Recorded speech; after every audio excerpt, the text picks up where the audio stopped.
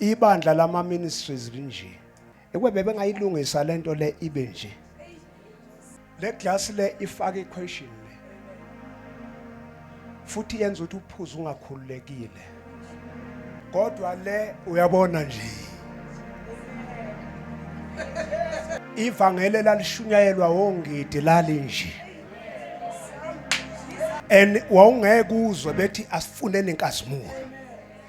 thina nike nisizwe sibanga umsindo kakhulu ukuthi basalona sifuneni inkazimulo inkinga khona siyithathe thina sayilahla thina inkazimulo kaNkulunkulu into ekhona noma kungakhona abafundisi namhlanje abathi ukugqoka kusho lutho yilabo abashiwe izwi kaNkulunkulu kwathiwa abafundisi besikhathi abadukisi uma ngabe ibandla ungakwazi ukulungisa ngokugqoka awubizelwe kulo awubizelwe ukuyoshumayela wajike washintsha wakhanda ibandla makwehlula nje lokho kumele wazi